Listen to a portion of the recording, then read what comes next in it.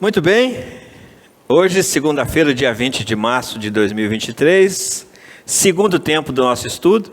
Estamos estudando os 15 princípios fundamentais e com foco hoje no finalzinho do estudo da mediunidade. E estamos tratando da mediunidade cura. Estamos seguindo o livro A Mediunidade Sem Lágrimas, do Eliseu Rigonati, e que está trabalhando esse item, essa informação que os espíritos nos passam, que o Espiritismo nos passa, de que o Espiritismo não faz milagres. Mas o Espiritismo unicamente descobriu algumas das leis que regem os fluidos e aplica essas leis em benefício da humanidade sofredora. E nós estamos aqui, o Eliseu elencou 10 leis, 10 itens aqui, 10 leis, 10 enunciados, e nós estamos estudando e comentando-os, focado nessa afirmativa de que o Espiritismo não faz milagre. Mas o Espiritismo nos socorre, nos ajuda, nos melhora, nos fortalece e, em alguns casos, nos ajuda a curar. E nós estamos exatamente vendo aqui esses casos em que essa cura, essa melhora é mais acentuada e essa cura acontece.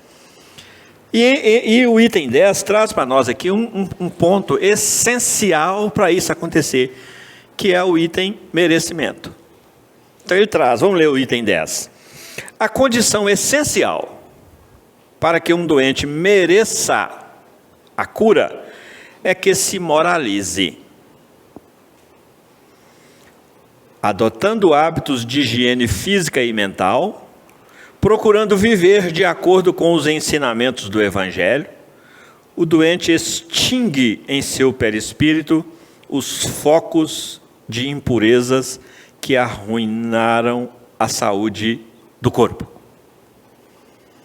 Então nós estamos vendo que está voltando de novo nesse repique. Pensar e sentir, e agir, e escolher pelo Espírito, que repica, que reflete no corpo espiritual, que por sua vez reflete no corpo físico. É essa dinâmica da vida. Esse processo de reflexos de nós sobre nós mesmos. Porque ninguém nos condena, nós mesmos nos condenamos. Ninguém nos agride, nós mesmos nos agredimos. E sempre que nós nos condenamos, é porque estamos condenáveis.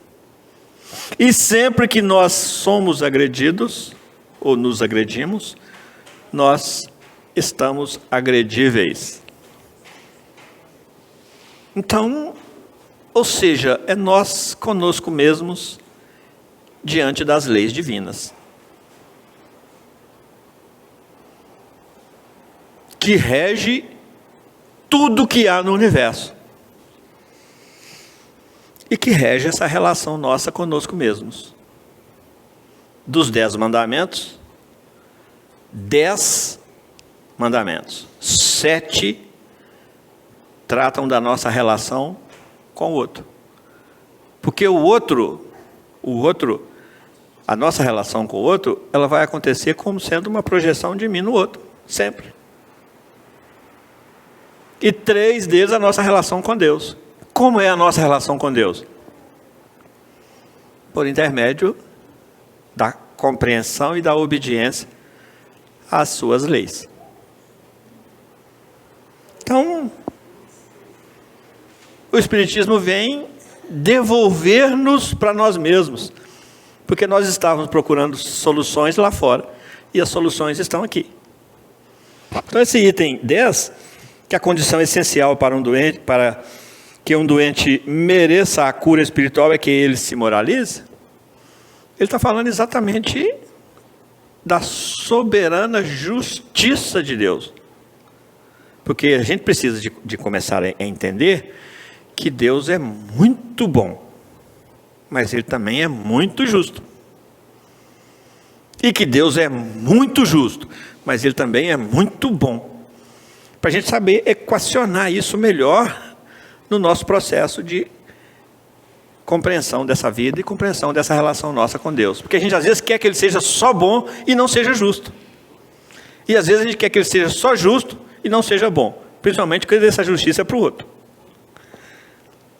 Quando a gente quer que Ele seja só bom é para nós. Então equacionar isso aí faz parte desse processo, buscar equacionar isso aí faz parte desse processo de busca de sabedoria por cada um de nós. Porque é nesse equacionamento, nessa relação nossa com Deus, é que a gente vai harmonizar essa relação. Que a gente vai encontrar os valores dessas variáveis. A equação não é isso? O equacionamento é exatamente o processo de busca dos valores daquelas variáveis que faz parte dessa equação. Quais as variáveis que fazem parte dessa equação, dessa relação entre nós e Deus? Precisamos de identificar isso. Como é que Deus é para mim? Como é que eu o vejo? Como eu o sinto? Como eu o concebo? Como eu o entendo? Como eu o construo diante do meu discernimento, do meu entendimento? Será que ele ainda traz em si muita influenciação de passado, do que a ignorância dos instrutores de passado, dentre os quais estava eu também? Será que eu ainda não estou consumindo aquele Deus lá de trás, que era um Deus assim, nossa mãe, muito bravo, muito cobrador, muito severo, muito justo demais, esquecendo da bondade de Deus lá atrás? Será que agora não é hora da gente reequacionar isso? O Espiritismo vem exatamente nos fornecer subsídios para isso, fornecer dados para a gente reequacionar isso de novo. Porque nós precisamos de chegar a um resultado diferente para que a gente seja diferente. Porque senão nós vamos continuar produzindo mais do mesmo e consumindo mais do mesmo nesse campo divino, dessa relação divina nossa.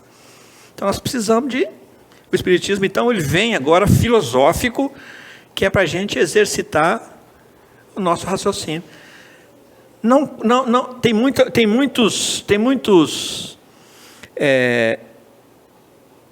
Tem muitas variáveis nesse perfil divino. Tem muitos itens nesse perfil divino, tem muitas imagens nesse perfil divino que a gente ainda acredita, que à luz da razão, do bom senso, à luz da verdade, não cabe mais no nosso perfil divino de hoje. Então a nossa relação com Deus hoje precisa ser pautada de forma diferente do que foi até então. Então, quando ele fala aqui para nós que o objetivo de tudo é a gente adquirir o merecimento, o que é o adquirir o merecimento? É se libertar daquele incômodo, curar aquele incômodo. Tem um livro muito interessante que clareia muito esse item 10 aqui, que é o livro Pelos Caminhos de Jesus,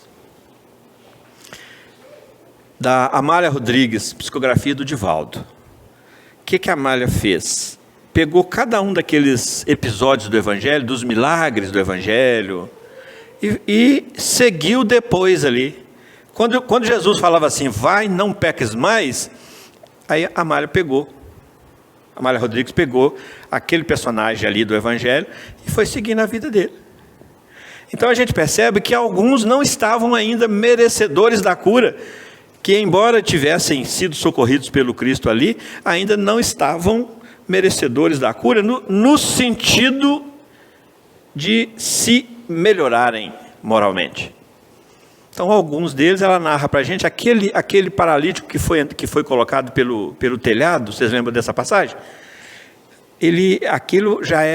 A paralisia já era consequência disso que nós acabamos de estudar no item 9, das marcas perispirituais, que chegou naquele ponto ali. Obviamente, se ele foi curado, é porque ele se fazia merecedor daqueles equívocos de passado.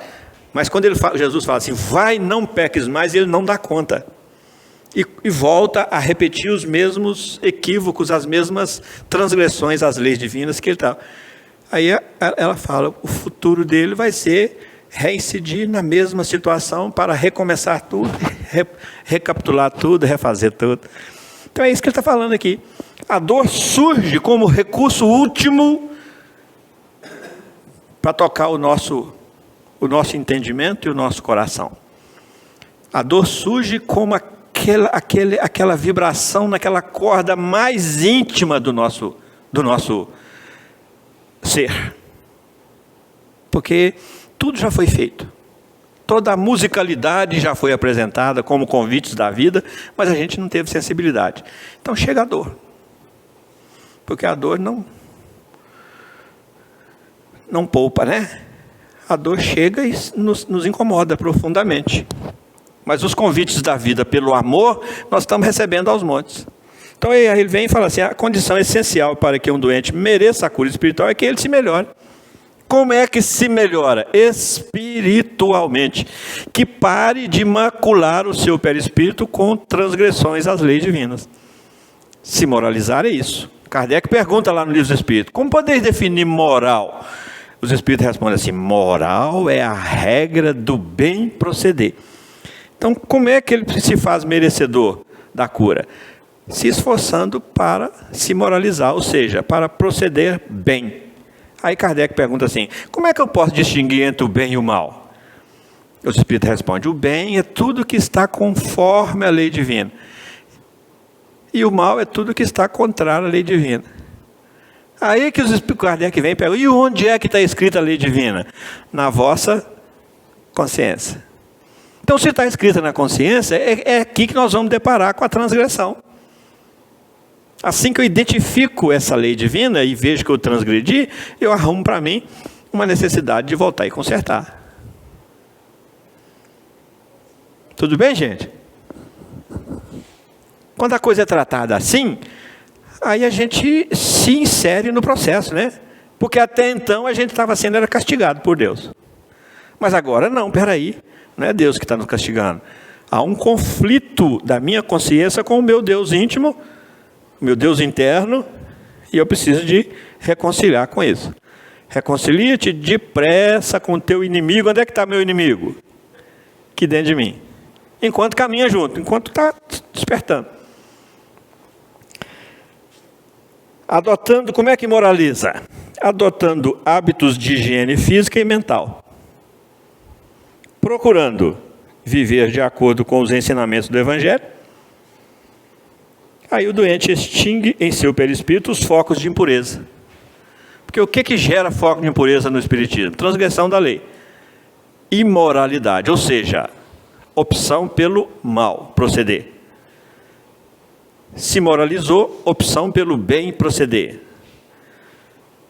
E aí as coisas vão ficando muito claras para a gente, né? Vão ficando muito nítidas. E aí a gente para de querer arrumar culpado lá fora. A gente para de se vitimizar, a gente começa a assumir uma outra postura mais reacionária, no sentido de buscar reverter essa situação. E isso gera em nós um esforço novo para que a gente possa se alterar, se modificar. Obedecer à lei de progresso. Sabe o que é causador de dor em nós? É toda a nossa resistência à lei de progresso. Porque tudo está programado para progredir. Aí nós pegamos manha e agarramos. A lei de progresso continua puxando e dói. Porque todos nós estamos entrelaçados por essa lei de progresso. Ela nos arrasta para frente e para o alto sempre. Para essa perfeição.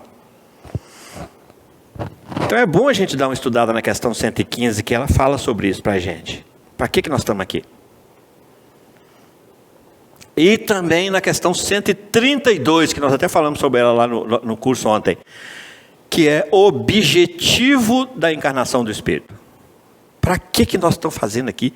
Por que nós estamos assim? O que se quer com isso? Para que a gente se entenda melhor. E principalmente atinja um ponto fundamental, que é a nossa inserção nesse processo. Porque a gente começa a fazer parte desse processo. A gente começa a segurar um pouco os desculpismos, segurar um pouco a culpabilidade lá fora. É lá fora que está o culpado, é fulano que é responsável. Espera aí. Vamos voltar na segunda bem-aventurança. Bem-aventurados os aflitos, porque eles serão consolados. Todos serão consolados? Sim, porque Deus é muito bom. Mas todos ao mesmo tempo? Não, porque Deus é muito justo. E consola quem está consolável. Então a gente precisa de canalizar recursos dentro de nós, para a gente também ficar consolável. Senão o consolo vem, bate e volta. Nós ainda não estamos consoláveis.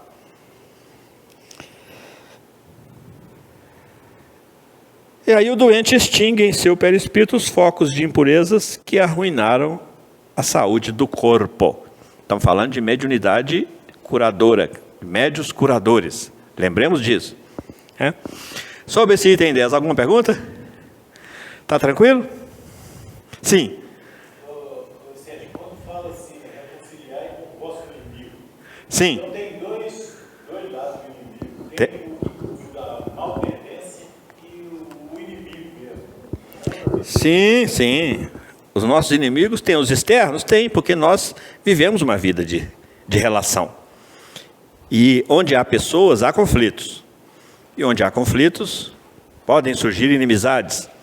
Então, quando Jesus fala, reconcilie-te com o teu inimigo enquanto está a caminho com ele, nós não podemos ficar só na exterioridade, que aí nós vamos voltar a Moisés. Que Moisés traz os 10 mandamentos e as leis mosaicas para gerenciar as nossas relações exteriores. Aí depois vem o Cristo, e fala para nós, onde estiver o teu tesouro, aí estará o teu coração. Ele traz cada um de nós para dentro de nós. Não ajunteis tesouros na terra, mas ajunteis tesouros no céu. Quer falando de céu lá? Não, céu íntimo, estado íntimo. Então, quando ele fala, quando ele ensina para a gente vigiar, para não cair em novas tentações, quem tenta é o inimigo. E o inimigo aí já está aí dentro de nós, que são as nossas más tendências.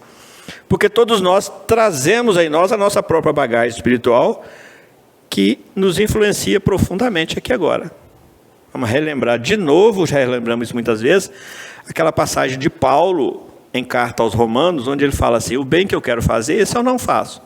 Mas o mal que eu quero, que eu não quero e que me constrange, esse eu faço. Mas aí logo à frente ele vem e fala assim, mas não sou eu que faço isso. Mas é o pecado que há em mim. Então nós temos inimigos dentro de nós, expressos em forma de pecados que nós trazemos, que hoje nós estamos compreendendo que é o nosso pecado original, o nosso pecado dessa trajetória original nossa. E não o de Adão e Eva mais, mas é o nosso. E que é esse pecado que há em nós e que ainda nos induz a optar muitas vezes pelo mal que não queremos e que nos constrange, mas que muitas vezes há forças muito, muito poderosas dentro de nós, que mesmo a gente sabendo, ficando constrangido, a gente vai cada vez mais fazendo e ficando cada vez mais em conflito consigo mesmo. Então, é preciso que a gente vá discernindo melhor isso, para a gente transitar melhor nessa relação nossa conosco mesmos. Tá? Identificando esses inimigos, aí vamos de novo para a questão 919 do autoconhecimento. Porque como é que nós vamos identificar os nossos inimigos se a gente não para se conhecer? E identificando lá fora também o que está gerando inimizade lá fora. Porque ela é um efeito. E não é à toa que a inimizade lá de fora também existe. E não é à toa que os inimigos externos existem. De alguma forma eu os plasmei.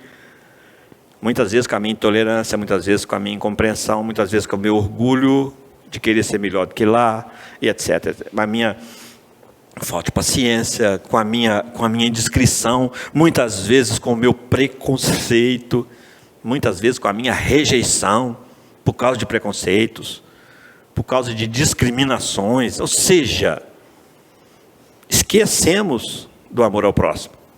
Então, se nós esquecemos o amor ao próximo, vai vir o desamor do próximo. É uma consequência natural. E que como nós temos uma vida de relação mas primeiro nós nos relacionamos conosco mesmo, então há inimigos nos dois campos da vida, tanto lá fora quanto cá dentro. Que nós temos que ir achando sabedoria para identificar, e forças morais, regra do bem proceder, para poder consertar. É isso que o Evangelho nos ensina, hein? Sim, que estão lá. Que entra no rol dos externos, dos exteriores. Os inimigos espirituais entram no rol dos exteriores, que estão de lá, que nutrem sentimentos por nós e perseguições, etc, etc, de acordo com o momento, de acordo com o ciclo evolutivo deles também, que no intervalo nós estávamos falando aqui dos ciclos evolutivos. Ó. A nossa vida se desenvolve, a nossa evolução vai em ciclos. Então nós estamos num ciclo tal que nós hoje já contamos com muitos recursos da nossa bagagem espiritual para poder aproveitá-los no próximo ciclo. E dentro desses recursos está o Evangelho. Então não é brincadeira quando Jesus, a gente às vezes não leva na brincadeira ou não dá importância quando Jesus fala para nós no Sermão do Monte, nos convidando à reconciliação. A gente adia, deixa para depois, mas não. Nós precisamos de identificar com o que eu preciso reconciliar. Com que mesmo? Com quem mesmo? E por que isso é uma necessidade? Ou seja, isso é caminhar na direção da espiritualização nossa.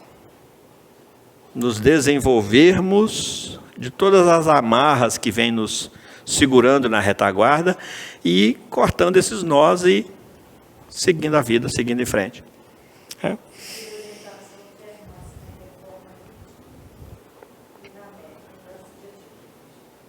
Sim. Tá ok, gente? Todos, aí vem no item 11. Todos os espíritos, encarnados e desencarnados, irradiam constantemente fluidos. Então, na nossa vida de relação, nós estamos numa economia de fluidos, uma troca de fluidos, constantemente. Então, qual que é a recomendação? Ofereça o melhor fluido que você puder para o outro, porque é dando que se recebe também o melhor. Semeia com abundância e colherá com fartura. Aí a gente, às vezes, descuida disso. Todos os espíritos, encarnados e desencarnados, irradiam constantemente fluidos. Então, nós falamos de curas e atribuímos a essas curas nos processos mais pesados, que nos acompanham. Mas nós nos curamos e nos adoecemos o dia todo na vida de relação. Porque, às vezes, um olhar seca a pimenteira já fluidifica negativamente o outro. Às vezes, um abraço carregado de energia ruim, aí vira, a pessoa ganha aquele abraço e já sai dali com dor de cabeça. Então, em vez de curar, a gente adoece o outro. Ou, às vezes, o outro chega com uma dor de cabeça danada, ou chega com um mal-estar danado, chega com um desânimo danado, e conversa com você 3 minutos, dependendo do nível da conversa, e da objetividade, e da clareza, e da cristandade dessa conversa, né? Ele sai dali curado. Isso é porque a gente comunga fluidos o dia inteiro. A gente transmite fluidos uns para os outros o dia inteiro. E às vezes num olhar a gente transmite energia boa, energia curadora para o outro. E num olhar o outro também transmite para a gente. É disso que ele está falando. Então a mediunidade, todos nós somos mais ou menos médiuns. E todos nós trazemos em nós fluidos curadores que nós podemos compartilhar com o outro. Às vezes, numa palavra, nós botamos o outro doente. Material e espiritualmente, psicologicamente. Uma palavra mal colocada. E a gente, às vezes, é muito descuidado com o que fala. O que Jesus fala sobre isso para nós? Toma cuidado. Toma cuidado, porque o que faz mal ao homem não é o que entra pela boca do homem, mas é o que sai da boca do homem. É porque muitas vezes o que nós plantamos de de venenoso, isso retorna para nós. Por isso que o que sai da boca do homem em forma de expressão venenosa nos faz mal, porque há a lei do retorno. Sempre. Sempre há a lei do retorno. Lei de causa e efeito. Então, o que entra pela boca do homem não é o que faz mal, mas é o que sai da boca do homem. E muitas vezes, realmente, tem hora que a gente tem alguma palavra tão mal colocada que nós geramos o desânimo adoecedor na outra criatura, geramos a frustração, nós alteramos a autoestima do outro assim, de uma forma muito significativa, com uma colocação mal feita, infeliz. Então, que a gente comece a segurar um pouco mais a boca, comece a filtrar um pouco mais a nossa expressão. O que é que nós estamos oferecendo, entregando para o outro? Porque a boca fala, esse é Jesus que nos fala isso no Evangelho, a boca fala daquilo que o coração está cheio. Então, se a gente está muito ofensivo, está muito agressivo, é porque o coração está agressivo também. Vicente, isso hoje é outra colocação, outra grandiosidade através das redes sociais, né? Sim. Porque hoje não precisa mais ter aquele tete-a-tete com a pessoa, mas às vezes coloca uma palavra ofensiva, uma agressão. Hoje tem os grupos de família, então, que são as bênçãos, né? Fulano saiu, ciclano saiu. Aí começam os desentendimentos, e a gente, às vezes, a gente mata o sonho da pessoa numa crítica, numa má colocação, uma crítica ácida, né? Estamos vendo, gente? Ficar pertinho, né, para falar mal. Só que no caso das redes sociais é pior, né? Eu assisti uma palestra espírita voltada para isso, falando da questão da rede. Sim. Né? Quando uma pessoa coloca lá uma coisa que é ruim, e aí aquilo ali em segundos afeta milhões. Sim. Hoje o alcance, porque hoje muitas vezes não precisa ser com a palavra, a boca passou para a ponta do dedo, né? No telefone. A boca passou para a ponta do dedo. E a gente, a mesma velocidade que a gente falava quando estava com raiva, a gente digita hoje quando está com raiva, né? Numa velocidade, né? Só que quando Jesus fala que a boca fala daquilo que o coração está cheio, a boca é só uma força de expressão, é uma forma de exteriorização daquilo que nós fazemos de dentro de nós. E o que está sendo trazido aqui agora, exatamente, muito bem lembrado, é a questão da rede social como mecanismo de comunicação, né? Como instrumento de comunicação, e que às vezes uma coisa que nós colocamos lá, nós podemos influenciar muitas mentes no mundo inteiro e ao mesmo tempo. Isso é muito grave. Isso nos convida a ter um zelo, assim, muito especial com como nós estamos usando as redes sociais. Com que ponderação, com que educação nós precisamos de usar essas redes sociais para que elas sejam instrumentos úteis e operosos nas nossas mãos, porque são santos trazidos pelos planos maiores da vida como recurso para nós. Agora, da mesma forma que a mediunidade, elas trazem aí um caráter de neutralidade. Nós é que atribuímos valores a ela. E aí entra também um outro fator muito importante, a responsabilidade individual, pessoal e intransferível. Ninguém vai responder por uma má utilização minha das redes sociais. Quem vai responder por isso sou eu. E não é porque está todo mundo utilizando dessa forma que eu vou utilizar. Então, tomar essa consciência, porque quem é fiel no pouco é fiel no muito. E quem não é fiel no pouco, não vai ser fiel no muito. E a rede social, comparada com as nossas formas de manifestação e de expressão antigas, a rede social é muito, mas é muito, né? Para a gente ensaiar a fidelidade de valores íntimos, de valores nossos. Então é fundamental que a gente se eduque nesse campo aí, porque aquilo que surge para nós, para que nós utilizemos com bom senso, com responsabilidade, aquilo que surge para nós como ferramenta de progresso, de repente, por um descuido nosso, pode ser uma ferramenta para o nosso tombo nesse despenhadeiro chamado irresponsabilidade, chamado coração doente, chamado inferno íntimo. Porque nós despejamos ali o nosso inferno íntimo quando nós utilizamos mal. Então, ele vem trazendo para nós essa pluralidade de oportunidades que nós temos de comungar fluidos na nossa vida de relação. E isso não é só entre pessoas, é entre todos aqueles com os quais nós temos relações. Nos reinos minerais, vegetais, animais e hominais e angelicais, porque nós devemos sim satisfações aos anjos. Olha só que beleza, de ter vergonha deles por determinados atos que nós ainda praticamos, de ter vergonha deles por determinadas escolhas que nós ainda fazemos. Se a gente realmente medir isso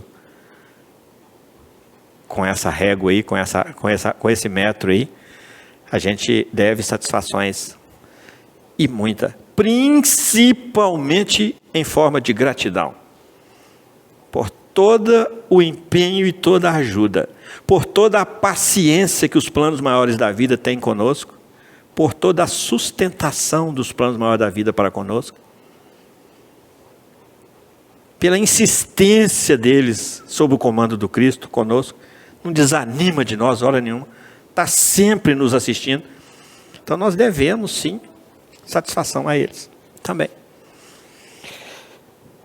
E aí eles terminam: esses fluidos são tanto mais puros e poderosos quanto maior for o grau de adiantamento moral a que o Espírito chegou.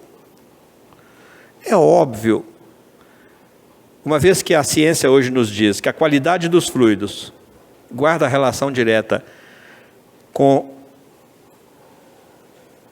a moralidade daqueles que o produz, daquele que os produz, então obviamente que aqueles espíritos mais elevados vão produzir fluidos muito mais curadores do que nós.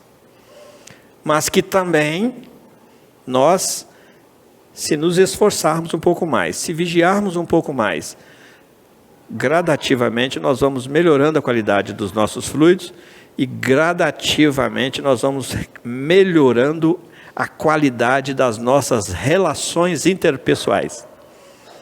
Aí nós vamos ao encontro de toda a proposta, de todo o investimento dos planos maiores da vida sobre nós, que lá com Moisés, depois com o próprio Cristo e agora com o Espiritismo, tudo que eles nos ensinam tem um objetivo, que é melhorar as nossas relações interpessoais. Se você pegar o Sermão do Monte, é uma cartilha de relacionamento interpessoal. Se pegar os 10 mandamentos, é uma cartilha de relacionamento interpessoal. Se pegar hoje o Evangelho segundo o Espiritismo, é uma cartilha de relacionamento interpessoal. Então tudo foca num ponto, que é a resposta de Jesus àquele doutor da lei que chegou para ele e perguntou: mestre, qual é o maior dos mandamentos? E Jesus responde assim: amar a Deus sobre todas as coisas, esse é o primeiro, e amar ao próximo como a si mesmo, esse é o segundo. E aí ele sintetiza: aí estão a lei. O que é a lei? Todo o ensinamento de Moisés e os profetas. O que representa os profetas? Os profetas, a missão dos profetas foi confirmar, ratificar os 10 mandamentos e retificar, ajustar, consertar o nosso entendimento sobre os 10 mandamentos. Por isso que ele fala: aí está a lei e os profetas. O que ele está falando? Tudo o que se quis com a lei e com os profetas, até ele, Jesus, era amar a Deus sobre todas as coisas e ao próximo como a si mesmo. E aí Jesus traz para nós a lei áurea que a gente anda distraído dela. Se na dúvida, como é que você vai tratar o outro para não arrumar inimigo de novo? Aquele inimigo externo.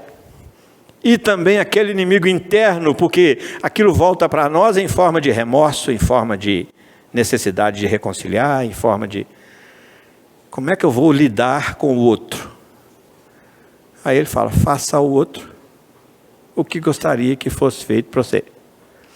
Toda vez que nós formos agir em relação ao outro e tivermos o bom senso de perguntarmos como é que eu devo agir com fulano, com o outro, nesse campo da vida em questão,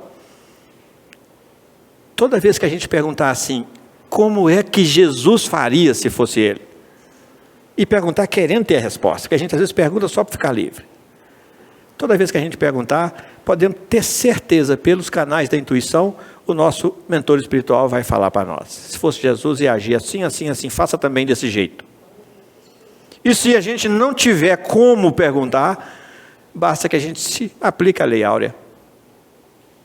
Se fosse eu, como é que eu queria que ele fizesse para mim? Então deixa eu fazer para ele. Aí assim nós vamos melhorando fluidos, porque se a gente quer melhorar fluido, comecemos a viver o Evangelho um pouco mais, a seguir o Evangelho, a trazer o Evangelho para a nossa vida, trazer o Evangelho, colocar em prática na nossa vida. Nós vamos virar santo da noite para o dia? Não. Não. A natureza não dá salto, a evolução também não. Mas esse é o caminho. Evangelho. É isso que quis Jesus dizer para nós. Ninguém vem ao Pai. Onde é que está o Pai? Está aqui dentro. Ninguém vem ao Pai se não passar por mim. Passar por Jesus é tê-lo como modelo e guia. É seguir os seus passos. É renunciar-se a si mesmo. Abrir mão de si a cada dia, dos próprios valores, dos próprios sentimentos. Rever isso tudo e ser capaz de trocar, de abrir mão disso. Renunciar-se a si mesmo. Tomar a sua cruz a cada dia. Aí dá para segui-lo. É ele que fala para nós também isso. E com isso, gente, a gente vai fechando aqui o nosso estudo sobre a mediunidade de curadora. Especificamente sobre os médiuns curadores, né, que é chamado aqui pelo Eliseu Rigonato. A ele a nossa gratidão, né, que ele nos ensinou tanto aqui nesses dias, né, com poucas pinceladas que ele deu nesse livrinho tão petitinho, mas assim tão cheio de informações ricas, libertadoras. Ao Eliseu também, o nosso, onde ele esteja agora, nem sei se ele está encarnado, se já desencarnou, mas isso não importa. Ao amigo Eliseu Rigonati, a nossa gratidão, e a Cristo, por estar permitindo essa reflexão, esse passo a mais de cada um de nós em direção dele. Porque não nos iludamos, nós estamos abrindo muitas outras portas. E todas essas outras portas que nós estamos abrindo, todas elas vão nos levando gradativamente para a porta estreita, que é aquele que quer que a gente entre. Porque aí ele fala, porque larga é a porta da perdição. Perdição, que é isso? Quem está perdido? Eu, nós, humanidade. Porque está nessa porta larga. Então esse estreitamento que nós estamos fazendo aqui da nossa visão, para a gente focar num ponto que é busca da nossa espiritualidade, isso é de uma fundamentalidade para o nosso ciclo de agora, que isso vai abrir muitas outras portas para nós ir para o futuro, principalmente dentro de nós mesmos, né? Que Deus nos abençoe. E semana que vem, hoje dia 27, nós estaremos iniciando mais um princípio fundamental, que é influência dos espíritos em nossa vida, que tem muito a ver com mediunidade, que nós acabamos de estudar hoje, né? Fiquem com Deus, muito boa noite, até segunda que vem.